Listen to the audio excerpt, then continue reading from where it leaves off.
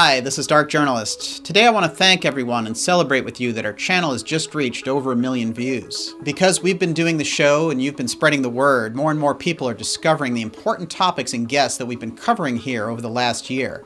And together we're reaching a much deeper level of insight on these crucial matters. Now, this special episode will capture the best moments from the past 1 million views, with clips from investigative reporter Moulton Howe, financial expert Catherine Austin Fitz, historian Richard Dolan, former Defense Minister Paul Hellyer, scholar Dr. Joseph P. Farrell, UFO investigator Stanton Friedman, and Professor Peter Dale Scott. I can't think of a more exciting and enlightening collection of clips. Here we go. The best of Dark Journalist, Breakaway State, UFO Secrecy, and the Black Budget.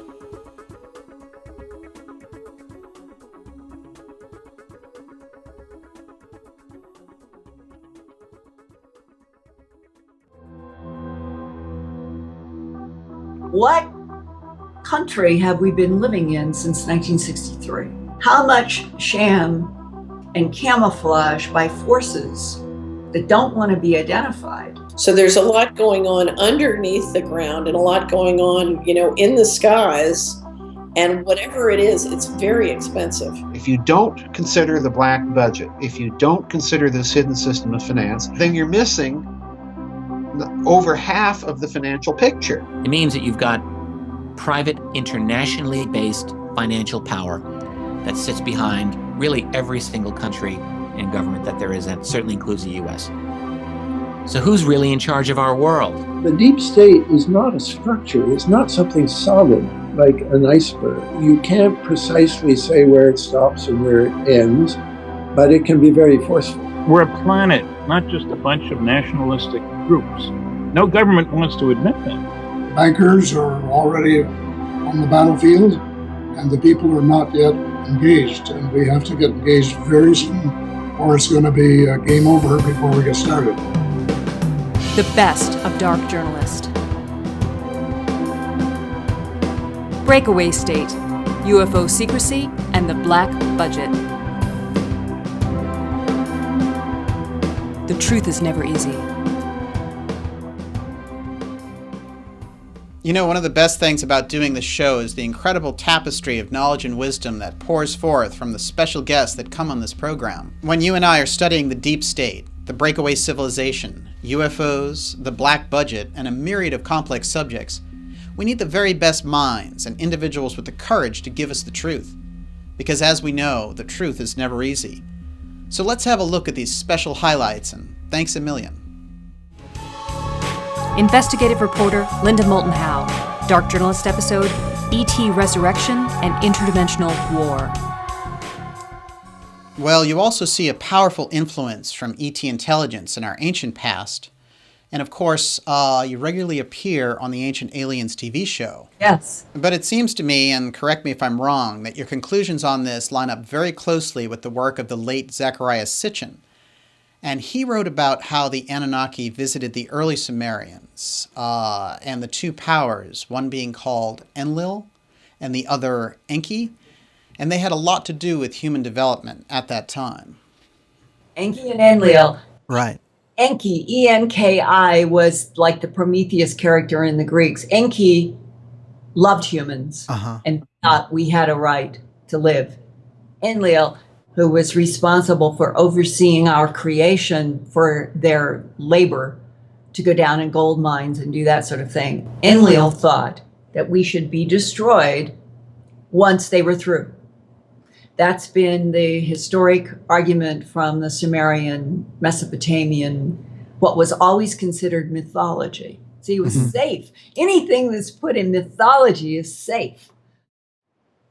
So when you bring it out of mythology and you say 5,000 years ago, tall extraterrestrials, maybe from Mars and Sirius and Zeta Reticuli 1 and 2 as 2 or 3 new downloads from Air Force colonels seem to suggest that it's becoming more of a story that we're at a long line from Zeta Reticuli, Sirius B, Mars, and a history that someday maybe humanity in the far future will be told about the truth there.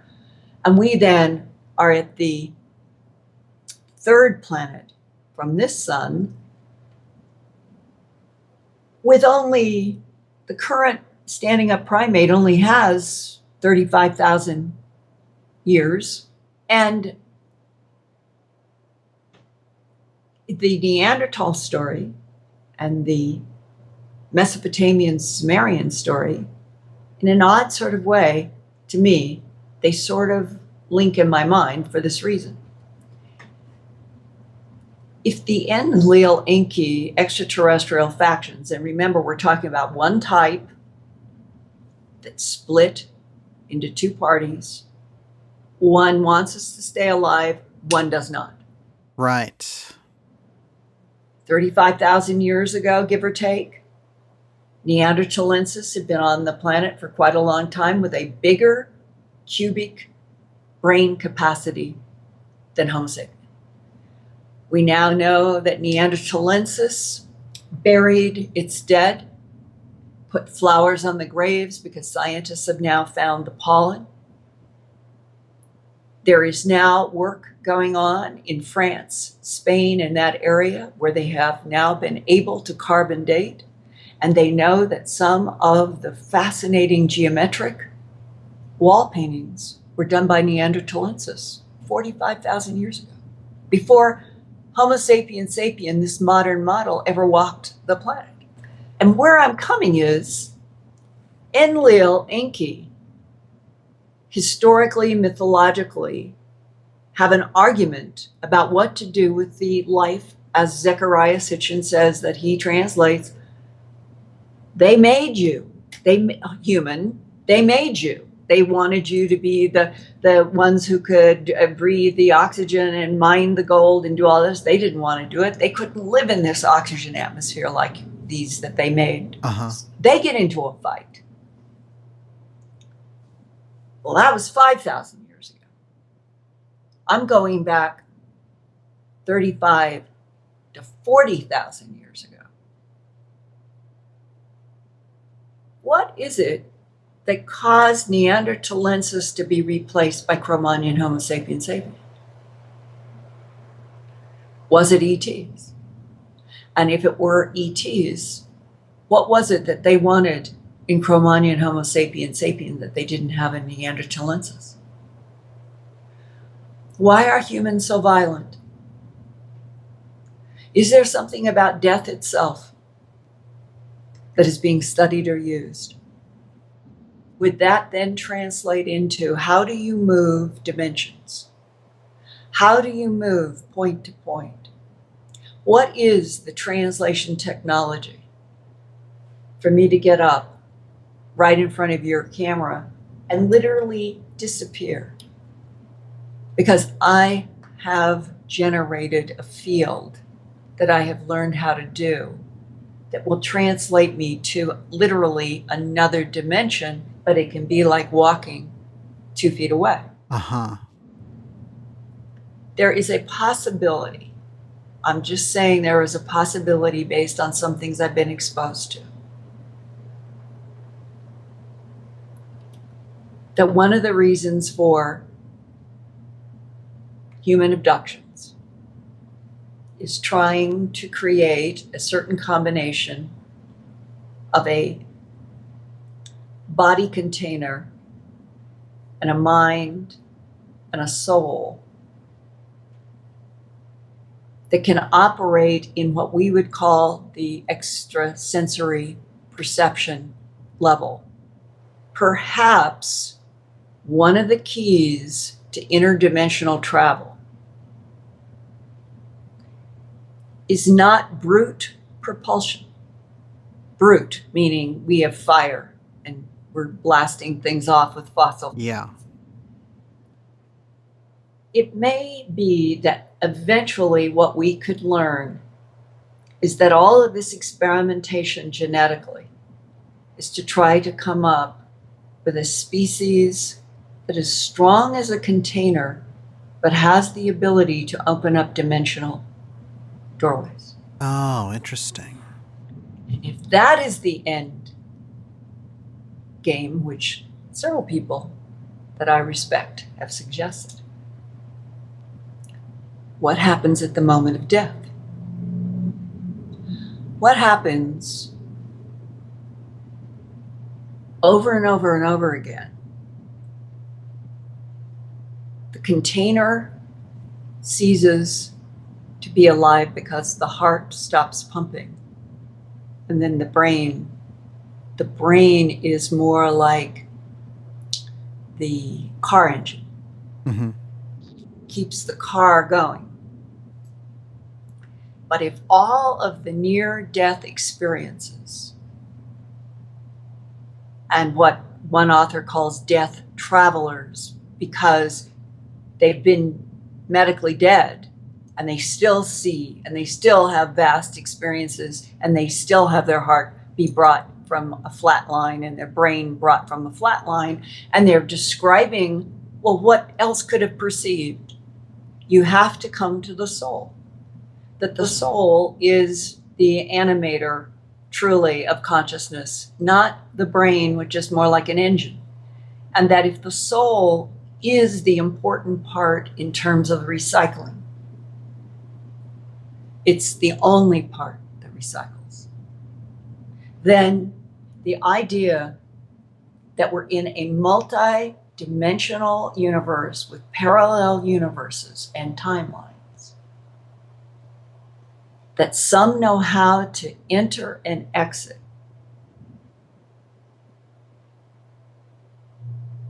That's probably the key of what the Department of Defense would like to know. But what if it comes down to a mind or a consciousness soul combination? It has nothing to do with brute force of fuel. And I personally think that's part of how complex all this is. Historian Richard Dolan, Dark Journalist episode, UFOs and the Breakaway Civilization.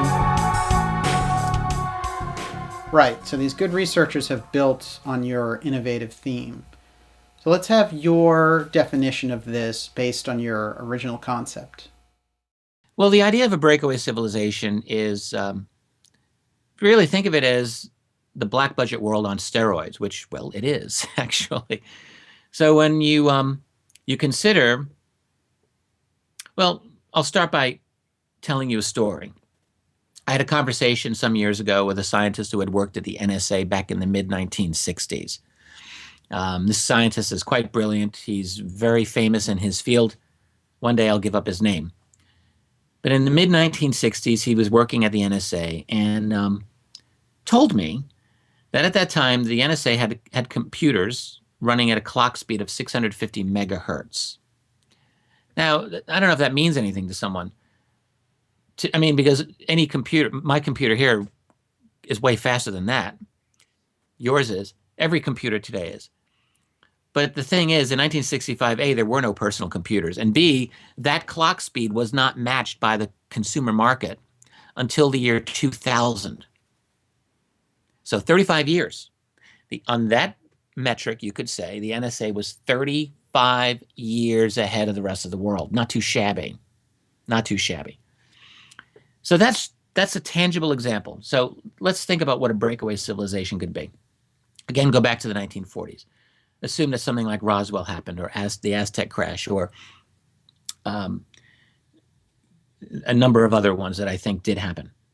So you've got this exotic ET technology. It's so far ahead of you, you can't hope to replicate it, but your scientists will work on it in highly compartmented, black budget environments where they have a lot of money and a lot of security to do it. So if they can't replicate it right away, they still might have some nifty ideas, maybe ways to improve integrated circuits or fiber optics and what have you. So nice money-making opportunities. And there, by the way, goes all of your incentive for unveiling the secret, because you have a goose that lays golden eggs. But let's say they go a step further. So you have a couple of genius scientists and a team, and they discover that they figured out propulsion. They figured out how to get these things without using gasoline, maybe some version of Tesla technology, maybe that's what this is, or some other way to access the 0-point energy field, whatever that answer is. And I don't know exactly what the answer is. I think it has to do with electrogravitics and Tesla technology, but whatever the answer is, let's say they get it. So now they're thinking, wow, this is awesome. The whole world can have their own flying saucers. We can just zip around the planet using free energy, right? Wrong. Because their bosses would say, great job, guys. We're not going to let this one get out. This stays here. Because that, of course, would take down the petroleum industry. That would take down everything. That's a global revolution right there, with implications that are vastly too frightening for these people to contemplate. That is too much freedom for you and me. And I don't mean to sound cynical here, but the fact is, if they're trying to run a world, A, they're not worried about running out of petroleum. It's 1960 and you seem like you have enough to last forever. And by 1960s consumption, maybe it would have, right? And without the environmental problems that they weren't considering or any of that stuff. So from their point of view, petroleum was not an issue. They're making a lot of money off of it.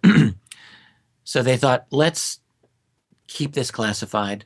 Let's keep working it. Let's see where we go. Well, now you've got a situation where this technology is classified. The rest of the world is literally unable, it's illegal for them to follow up. Certain patents are classified. So we're all going on this petroleum paradigm, but they're moving on to something totally different. So they're in a different science. Our future is now being held hostage, and they're just jumping further and further ahead, because the way science works is one breakthrough leads to another, which leads to another. And if a certain population is prevented from making that first breakthrough, then these other guys are just going to go farther and farther ahead. That's true. And I think that is exactly what's happened. So what do I mean by that? Well, I think that they've developed their own, for lack of a better word, their own flying saucers. There's a fair amount, believe it or not, of good, I would say intriguing and probably truthful leaked testimony that says exactly that we've actually had some version of flying saucer for a number of decades now. If that is so, that means that the black budget worlds have the ability to go off-world.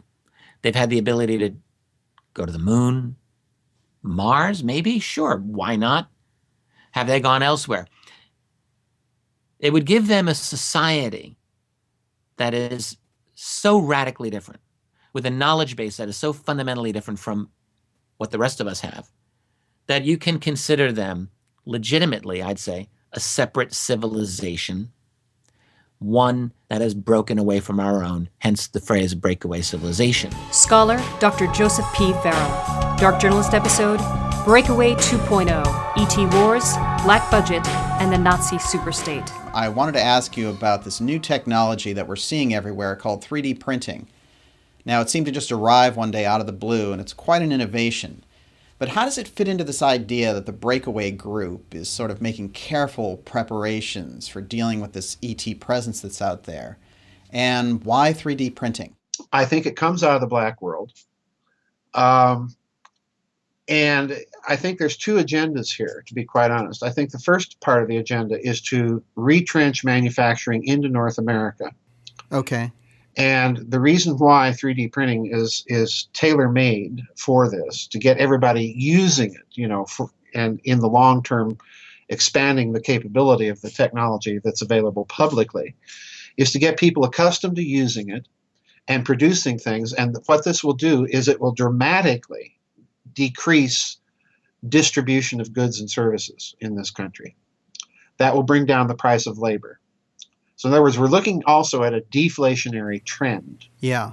And that's not what, the standard economic models are predicting and haven't been predicting.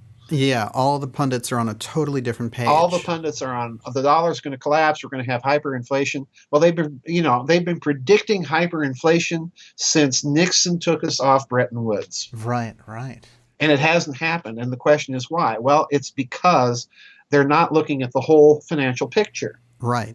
And my hat is off to Catherine Fitz for pointing this out. If you don't consider the black budget, if you don't consider this hidden system of finance, which was set up to deal with the UFO, then you're missing over half of the financial picture. So in other words, you're committing a material omission in law. Yeah. So in other words, these models don't work because they're not looking at the right model.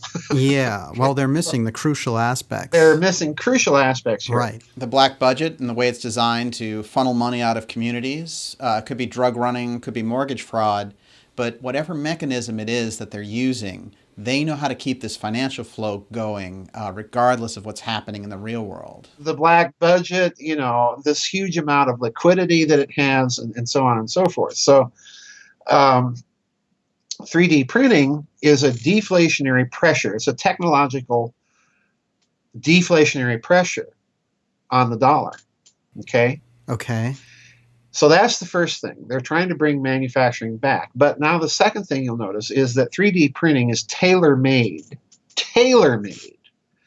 for the kind of dispersed modular manufacturing that Albert Speer did in Nazi Germany in 1943 on to the end of the war, and with a vengeance, because what 3D printing would conceivably allow you to do, follow me here, this is very important. Okay.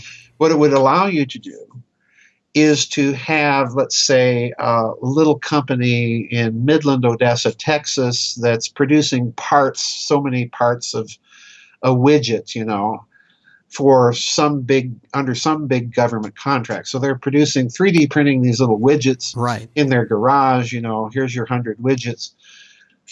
That's the perfect way not only to disperse manufacturing and therefore reduce any target. You see, it's hard to bomb out of existence a dispersed manufacturing network. True. All right, that's the first thing. The second thing is that's the perfect way to get everybody involved in covert production for secret stuff, and they don't even know about it.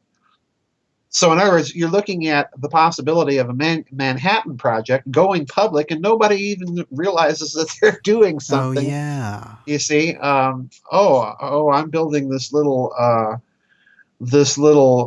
mechanical wave reader part. Okay, fine. But somebody somewhere is assembling this somewhere else. So in other words, somewhere. Which again, you can do underground just as easily as you can do above ground. Right. So in other words, I'm looking at a really interesting strategic picture that tells me they want to bring manufacturing back to North America, number one. They want to exert a deflationary pressure on the economy and make labor cost efficient for manufacturers. And then secondly, there's a strategic hidden military purpose here. They're dispersing that manufacturing because they can now. They've got the technology. And that would conceivably, thirdly, enable covert projects production to really take off, and nobody would be the wiser for it. And, if you're China wanting to bomb the United States into economic oblivion, what do you target? Right. You could be producing this stuff in Millbank, South Dakota, and no one would be the wiser. Yeah, right. So there's no kind of large-scale Ford factory you can hit. It's all spread out.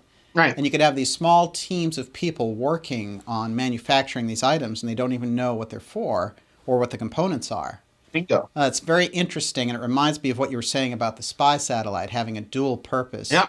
So there's a definite signature there. We'll definitely keep an eye on this for the future and see what kind of developments come out of this curious technology. Yes. Former Defense Minister of Canada, the Honourable Paul Hellyer. Dark Journalist episode, Money Mafia and the UFO Cabal. Now, I wanted to start off with something that I've heard you say often, which is that World War III would be fought between the big banks and the citizens of the world. Now, can you tell me what you mean by that? Yeah, the Third World War is already underway between the banking cartel, the money mafia, as I call them, and the people. But the trouble is that the bankers are already on the battlefield, and the people are not yet engaged. And we have to get engaged very soon, or it's going to be game over before we get started. Now, what would you say is a good way for an average person to get engaged on something like this, since the battle is already underway?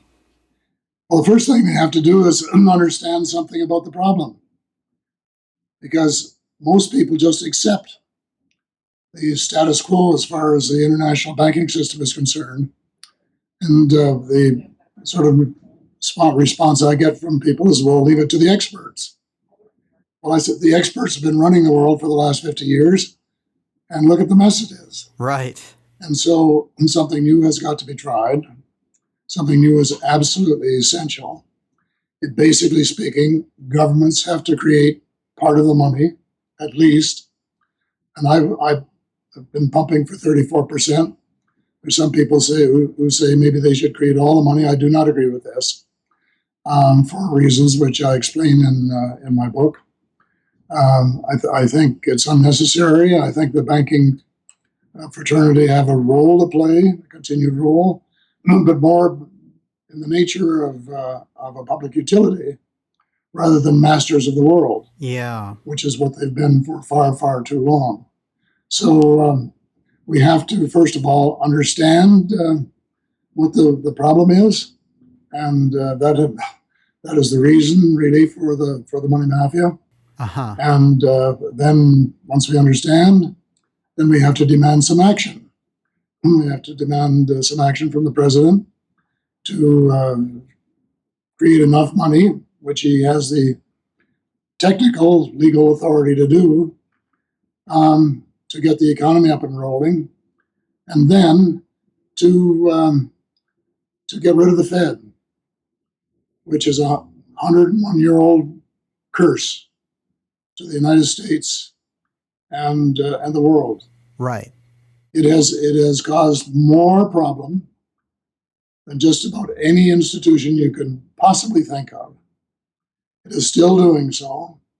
It is the handmaiden of the banking cartel and the so-called cabal of which it is a part. And it's out to take over the world, which it's doing very quickly, unless there is a counterattack. Financial expert Catherine Austin Fitz. Dark Journalist episode, The UFO Economy. So if the major changes took place with the national security acts you mentioned, and then Bush took over the covert side in the 80s, and after that we got derivatives, where are we now in this whole process? They must know that they can't keep the technology a secret forever. Well, I'm not sure they know that. I mean, from what I can tell, they've kept a lot of technology very secret, and it's very secret today. Uh-huh. You know, it's certainly not part of the mainstream understanding. I can see that. So, oh, that's interesting. Yeah. So things would go forward in the same way, with this wall of secrecy around these technological advances. They would continue to develop these things, and the gulf grows bigger, with the breakaway civilization operating with different science, right, different medicine, different technology. And then here we are, going along as we're allowed right, to go along. Right. That's pretty much where you think we are. You know, it's I don't know. We have a breakaway civilization. They have shifted. You know, my estimate from 1990 on is they have shifted over $40 trillion out of North America, you know, out of the existing systems in North America into something else. And that is, you know, you're talking about an amount of money on a scale which is enormous. And the question is, you know, how much of that is designed for investment off planet, and how much of that is designed to, you know, assert control of governance of the entire Earth, versus how much is going to be used to re-engineer North America's economy. You know, I don't know. It's unfolding. We're watching it. Clearly, I think there is an effort underway to re-engineer North America economy. There has been a real effort to assert a global governance system through the G7 and G20, you know, where that seems to be much more I think they're running into a lot more saltwater taffy on the ground than they were hoping to. So I think that's, they're kind of bogged in the mud globally, and re-engineering in North America. But what their goal is, to me, very much depends on what are the phenomena they're dealing with. And that's what we don't know. What is the phenomena? What is the UFO phenomena, and are they trying to manage that, or are they just, is that just their operations? Dark Journalist episode, Economic Crash Up, and the Black Budget Goes Global. Where I talk about why Congress can't re-engineer the federal budget, it's all stuck behind the black budget issues. I see. And, go through the different parts of the budget and what some of those challenges are. Because this is the thing that's got to be faced and talked about. Uh-huh. You've heard me say this before. If a bunch of soccer moms can't move Tony Soprano out of the neighborhood because he's financing James Bond, we're all stuck behind that. Right. Yeah, and so that's the transparency we need. Yeah, and I think what's very compelling and brave about your approach on this is that you do go into the space aspect, and you talk about how a lot of this money is probably disappearing into a large covert space structure that the public has no idea even exists. Right, and it's not just a space infrastructure, it's an underground base infrastructure. Right. In other words, whatever the truth is on the underground basis, there are clearly a lot of them. They're clearly very expensive to not only build, but to maintain. Uh-huh. So there's a lot going on underneath the ground and a lot going on, in the skies. And whatever it is, it's very expensive. Yeah. So one of the things you've pointed out is that there's so much money that's disappeared that it's not just people, buying Ferraris and mansions.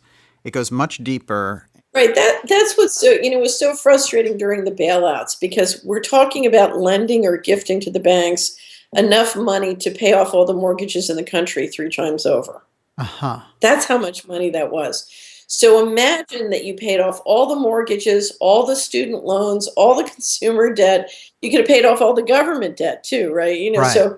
So we're talking about an extraordinary amount of money. And we're seeing all sorts of corporate media implying that, this is because Goldman Sachs partners are making too much money. Yeah. We're talking about money on a whole different scale.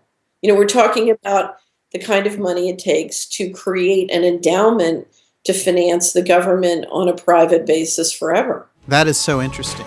Coming up, more of the best of Dark Journalist. But first, DJ reads your viewer comments. I've received some amazing comments from you on these shows, and I'm very grateful. The intelligent, good-humored, and informed commentary is a welcome contrast from what you usually run across on the web, and it's a great inspiration. Now, I wish I could get to them all, but I've chosen a few here that caught my eye. This one is from Otherworld Journeys, and it says, "This fabulous interview includes some of the most profound, valuable, and insightful intelligence and guidance that many of those who really listen are ever likely to hear from somebody else. Thank you, Linda and Dark Journalist." Now, that is on the Linda Moulton Howe, E.T. Resurrection and Interdimensional War episode. Thank you very much. The next up is The Lonely Niconian. This is also from the Linda Moulton Howe interview. "I find myself unsubscribing from other channels, while this keeps getting better. This episode was saved on my hard drive for posterity. You can have the best guest there is, but if you don't have the best interviewer/host, you have nothing. Another home run with all bases loaded. Thanks, Daniel. Keep up the great work." Just great. Next up is Sam Phi. "After watching a few of your interviews, now I must agree with those who applaud your style of STFU. And listen, when you do speak when you need to, you ask good, intelligent questions, very professional without rushing, and you have good quality guests that feel comfortable enough to say more than they do on other shows. This channel is now the best kept secret on YouTube." And that is from UFOs in the Breakaway Security States, which is with Dr. Joseph P. Farrell. Just an amazing interview. And I have to confess, I do like to listen more than I talk. You learn more that way. This next one is from Mapuna Kapuna. "Aloha, DJ. I just discovered your YouTube channel with all of its awesome interviews. I've subscribed and think you're a fantastic interviewer. You're great with your guests. Great job. Mahalo nui loa for all that you do to help awaken humanity and helping to raise the collective consciousness. I hope I got that right. Many blessings and much love. Thank you. Now, that is on the Professor Peter Dale Scott interview, Deep State, CIA, Secret Government, and the Doomsday Network. A particularly chilling episode and pretty eye-opening about secret power. And by the way, I can't even imagine how incredible it must be to live in Hawaii, so lucky you. Next up is Rob Dizzle. Yeah, a new Dark Journalist video, woot woots, LOL, I know that feeling. I subscribed like a week ago and I basically watched all your videos already. They are good to listen to while I'm gaming. I really like your content mostly because you do a good, thorough job and get high-profile guests. Not just that, but you put out quality and original content, which is very refreshing, and it's all the kind of stuff I'm interested in. Thanks for posting, DJ. Keep it up, and you will have a huge following before you know it, brother. Well, thank you, brother. Now, that was from the nuclear physicist Stanton Friedman episode, UFO Cover-Ups, MJ-12, and ET Quarantine. Next up is Elena Starda, and she says, Art Bell, George Knapp, and DJ are the best, in my opinion, in what they are doing, and certainly my favorite. Wishing you the best of the best for the new 2015 and another century, dear DJ. Now, that is also on the Stanton interview, and thank you, Elena. I mean, just to be mentioned in the same breath with those guys is incredible. Next up is Joanna McCain, Dark Journalist. I'm very familiar with Dr. Farrell, having many hours under my belt with his interviews with a variety of hosts. But you are by far the best. Your familiarity with themes, theories, questions, and subjects being discussed is simply unmatched. Since I wandered into your channel, I'll spend many more hours here. I already see myself sleep-deprived listening to the interviews. Thank you for a job very well done. Well, that makes two of us, Joanna, because, of course, when I work on the shows, I get sleep-deprived, so I know where you're coming from. Thank you very much, Joanna. And that was on the Dr. Joseph P. Farrell video, Breakaway 2.0, which is part 2 of his phenomenal interview. Well, thank you, everyone. I really appreciate the comments. And, of course, when you spread these comments and videos, you're helping to raise the awareness about the show and the incredible topics that the guests are tackling, so we really appreciate it. Next up, Professor Peter Dale Scott. Professor Peter Dale Scott, Dark Journalist episode, Deep State, CIA, Secret Government, and the Doomsday Network. Now, I thought we'd start our discussion today by having you define what the Deep State is, what does it encompass, and how would an average person understand its role in our daily lives? Okay, well, we can begin by saying that there is a gap in attention between the institutions that are defined by the Constitution or responsible to the Constitution on one level, and then the second level, institutions like the CIA and the NSA, which operate in secret. There's something about secret power that it's not controllable, and it's very important that the CIA's budget has never been exclusively the budget voted by Congress. So it's a level of the deep state higher than the public state. And then I want to go to a third level. Well, we skip to the fourth level, which ultimately, Roosevelt himself said to a friend back in 1933, you and I know that a financial element has been controlling this country since the age of Jackson. Well, that is Wow.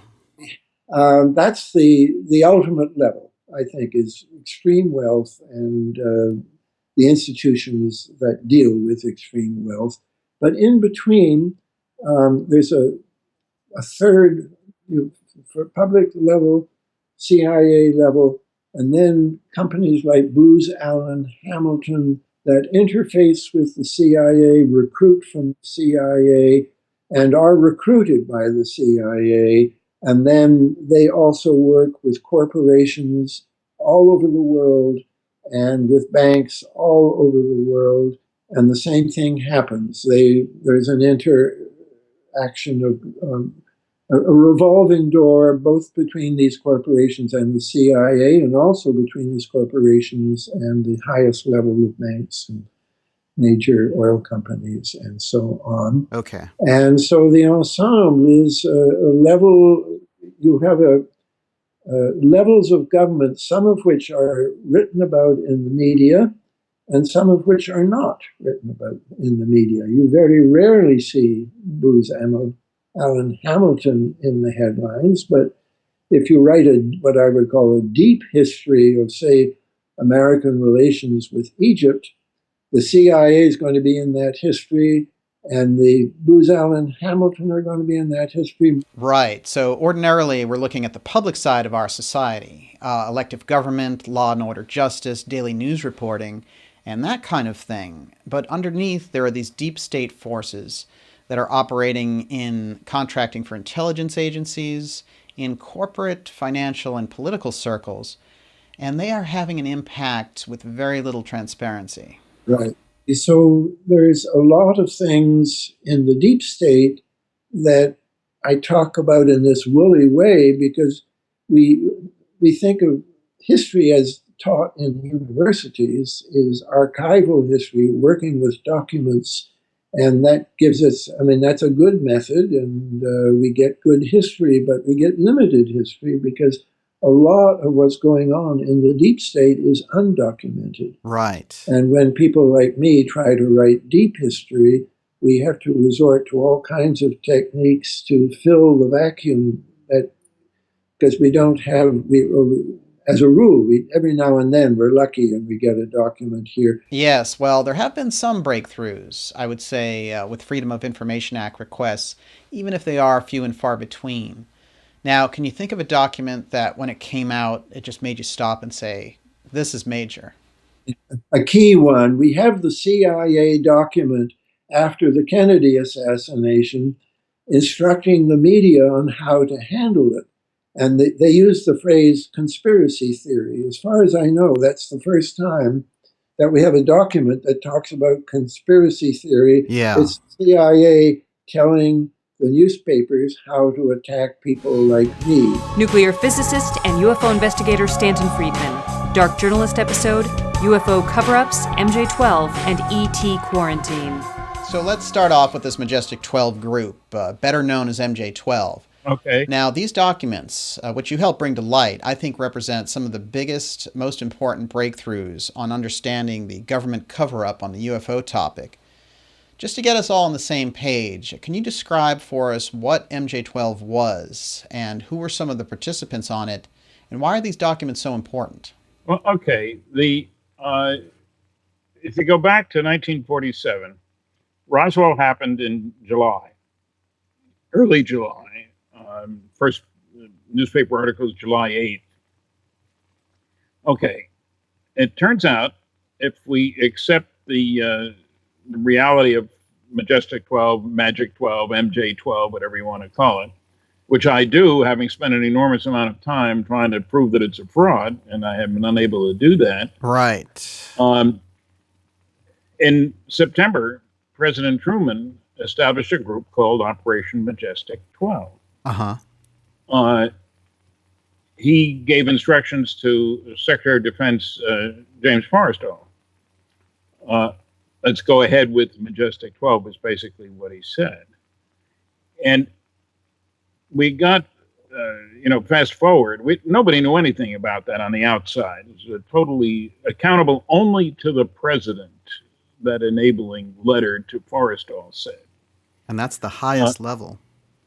That's it. And we didn't find out. In 1984, at the end of 84, we got a roll of film Jamie Chandray got in California. I was working with Jamie and with Bill Moore. Bill and I had done a lot of work on Roswell. I'm the original civilian investigator. Bill and I we found 62 people in a year and a half once we got rolling on that. And the first book came out in 1980. Wow. By 1986, we had found it was up to 92 people. Yeah. Hard work before the internet. big phone bills. Oh, yeah. Lots of big phone bills.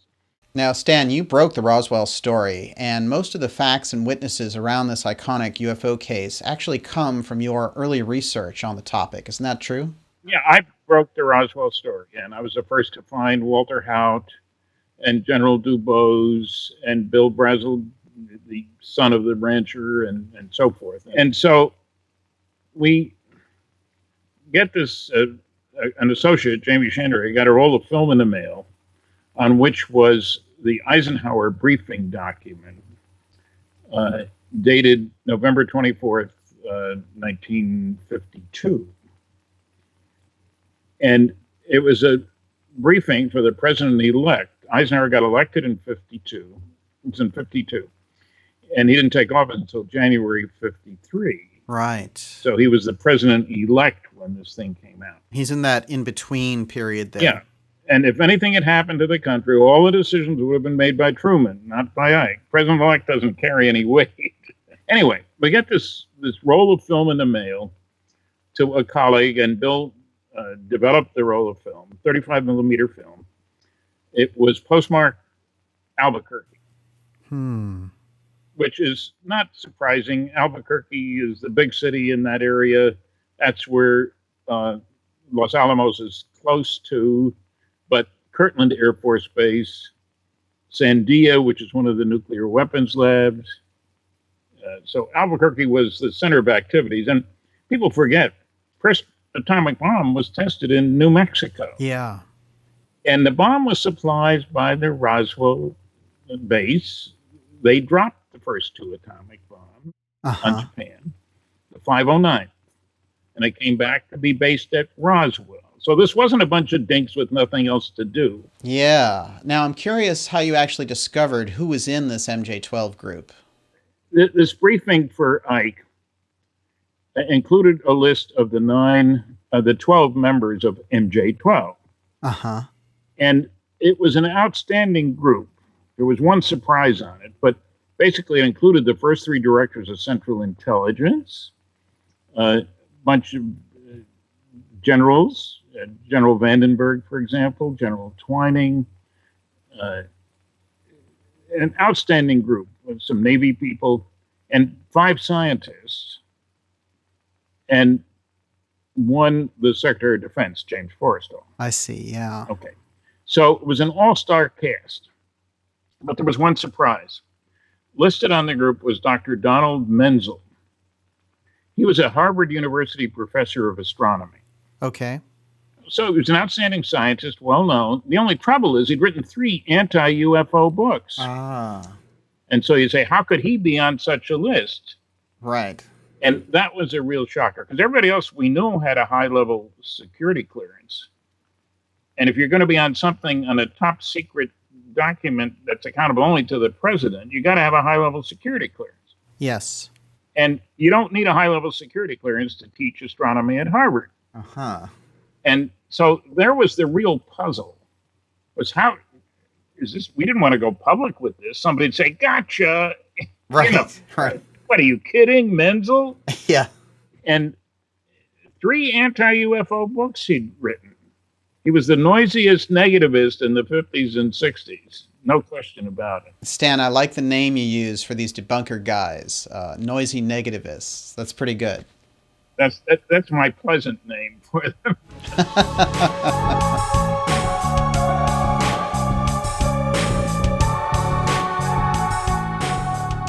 Thank you for joining me for this special edition of the Best of Dark Journalist.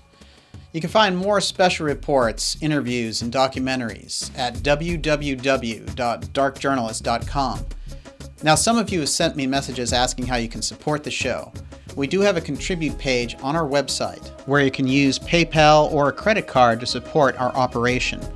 It will help get shows done in a shorter period of time. Of course, sharing the videos with your social media networks is crucial to help build awareness around these important topics. Thanks again for watching. Let's have a great spring, and I'll see you soon.